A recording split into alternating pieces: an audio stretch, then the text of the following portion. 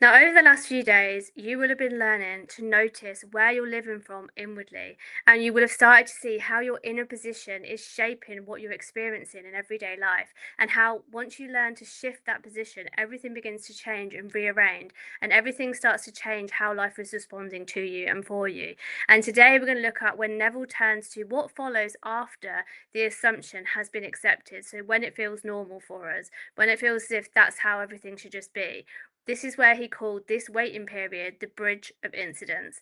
Now, Neville taught that once an assumption is taken on as true, life has to begin to start to rearrange itself to reflect this truth.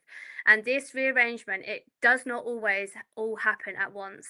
And it might not always feel like it's unfolding in a way that feels rational to our mind, the way we expect it to unfold in the 3D reality. Now, it's not always how we could plan it or how we could even predict it. And he liked to call this the unfolding of the bridge of incidents. And really, what does this mean? It just means it's the sequence of the events that lead to inevitably the fulfillment of the wish received. Now, the bridge, it's never something that we can control, and we shouldn't try to control it. It's something that just kind of passes through you.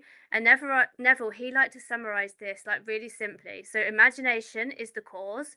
The bridge of instance is the effect. And what he meant by this is that once your inner act is done, the outer world must respond. It's the law. But it responds in its own order, its own timing through a series of events that we could not have even imagined to consciously arrange. So let's take a good example again. Let's look at what have we done so far? Yeah, let's look at money because we haven't done money. If your goal was to say to earn more money, over the last few days, you would have started noticing things inwardly before anything would obviously start to change outside. So you may have noticed, for instance, how money still held your attention, how easily you were checking your bank, how you were monitoring your money, how you always felt like you were waiting for money, and how quickly your sense of calm began shifting once you started realizing that you was doing that. Now, you didn't try to change it in the beginning, you just simply noticed it and became aware of it. And by noticing it, you would have found yourself identifying the states that you'd been living from, not always consciously, but unconsciously. Maybe they were things like, I'm the one who eventually loses money. I'm the one that can't relax with money. Money is slow and tricky and difficult for me. Seeing you weren't necessarily, even though you've identified it, you wasn't having to find it as a problem. You were seeing it as information. And as you began to start living in the end and understanding how to do this, your job wasn't to argue with these states, it was to try and start overriding them. And you override them by you simply stop returning to them. So you'll find, and then as over time, you'll find yourself living from different states instead. So I am supported, I am resourced, it's easy and fun to relax with money, receiving money is normal for me. These kind of states, not in a way that felt dramatic, but in a way that began to make it feel ordinary. And again, this is the exact shift that we practice time, day in, day out, basically in the reset program if you choose to join, because we need to move from trying to fix money to becoming the version of us for whom money already feels safe, steady, and normal. And we know how important it is for it to feel normal. So for many people, this is the stage when the inner shift is beginning. So maybe you've noticed the changes internally. You're aware of the states and you're consciously returning to the state that you desire, where the wish fulfilled has already happened. People always called this the world of facts, which means that the 3D reality may not be reflecting the new state that we're living from yet, or it may be shifting in small ways, and sometimes it might even feel like it's not even that clear that it's shifting. And this is the bridge of incidents because it's the waiting period. So we have to make sure during this period that we keep our faith. We can't be waiting in effort, we need to wait in the faith. And Neville was very clear how you relate to this period deeply, deeply matters. He said the creation is finished. So when the change feels delayed, it's usually because maybe one of these three things you will find is happening. So, first, going back to maybe the money example. First, if you're still subtly checking the 3D for proof, this means even if you say you're living in the end, quiet behaviors can still reveal that the old state may be there. So maybe you've gone back to measuring income, watching timelines, comparing results, asking why hasn't it happened yet. This is not persistence. This is returning to the old state. It's like it's your lack, but it's a lack feeling again, but it may be disguised.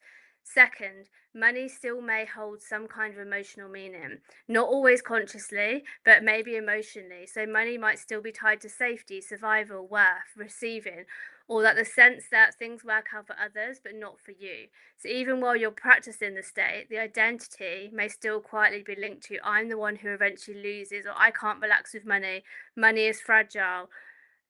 Thirdly, you may be living to get rather than as already having the money. And there's a big difference between I'm practicing this so money will change and I'm already the one who is supported and provided for always. Can you see? One is effort and the other is being. And being has no timeline. So, right now, take a deep breath again and breathe into that version of you who already knows they're provided for. What would shift in your body if this was already done? That's the energy of the bridge. This is the faith in motion. So, practically, what did Neville actually tell us to do during this bridge and waiting period? So, because it sounds easy to say have faith, but he was not ever telling us to try and fix the 3D reality.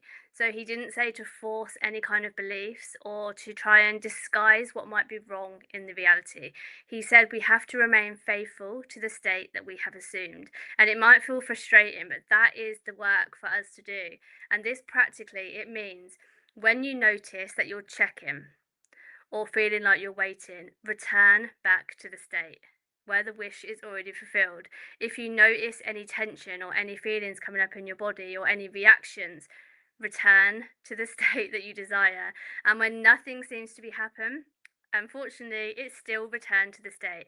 Our job is to stay faithful and remain loyal to the state.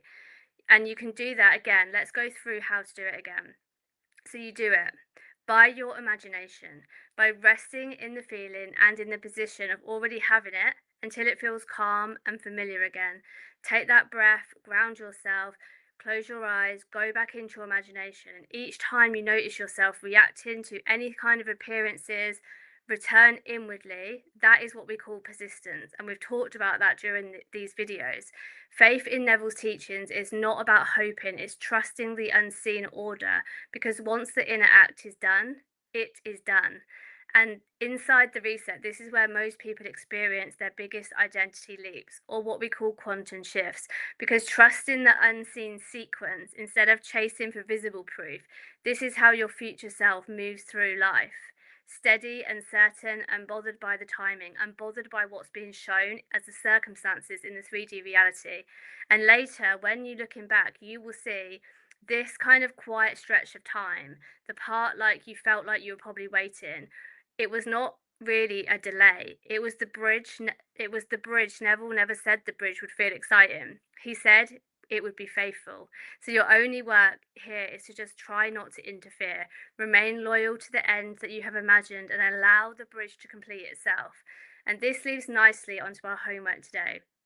So today's work is about paying attention to the bridge of instance and strengthening your alignment with the desired state. So restate your goal or your goals that you've been working on in this mini challenge. Write it down clearly in the end form. Write down the outcomes you have been assuming.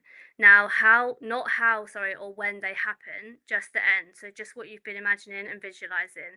Name the state that you're choosing to live from.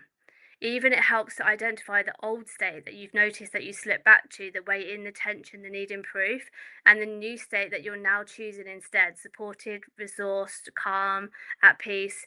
Acknowledge the bridge. Write simple sentences such as, I'm allowing the bridge to unfold without interfering. When you close your eyes, maybe go back to that sentence. And it's okay to just observe the waiting without trying to fix it.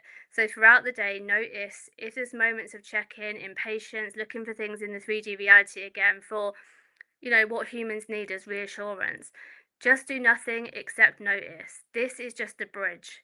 Return back to your faith, return back to your imagination. Each time you notice yourself reacting, do the practice we've just gone through. Gently return inwardly to the state that you named. End the day in the end before you fall asleep. We go into this in a lot of detail in the reset program. So before sleep, briefly return back to your imagination and rest in the feeling of the wish fulfilled. Not to move anything. This is how you practice persistence of remaining loyal to the state. And each return strengthens the persistence and it strengthens your alignment. And if you're ready to master this bridge to live as the version of you who no longer waits around at all for proof, but walks in that calm certainty of knowing it is all done, that's the level we embody inside the Reset program. And you'll find the link just below. And as always, please comment into the post so that we can see what your wins, your biggest takeaways are, and how this mini video course is going for you and how are you managing through this bridge of instance. And I will see you tomorrow.